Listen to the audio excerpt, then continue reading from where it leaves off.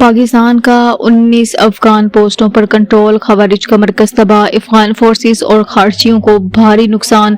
Security ذرائع کے مطابق پاک فوج نے افغانستان کی بلا اشتعال فائرنگ کا بھرپور اور مؤثر جواب دیتے ہوئے افغان فورسز کی 19 اہم سرحدی پوسٹس پر کنٹرول حاصل کر لیا اور خوارج کی مرکزی ٹھکانے کو مکمل طور پر تباہ کر دیا، جس کے نتیجے میں درجنوں افغان سپاہی اور خارجی ہلاک ہو گئے۔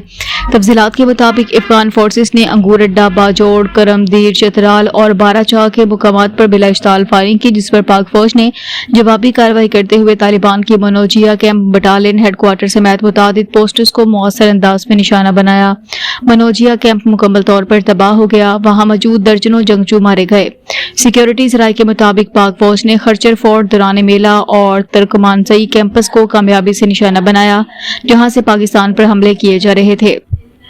خرچر فورٹ فتنۃ الخوارج کا مرکز تھا، جسے تباہ کر دیا گیا۔ جوابی آپریشن کے دوران پاکستانی فورسز نے آرٹلری، ٹینکوں، بھاری ہتھیاروں، فضائی وسائل کا استعمال کرتے ہوئے افغان فورسز اور ان کے اتحادی دہشت گردوں کے ٹھکانوں کو تباہ کیا۔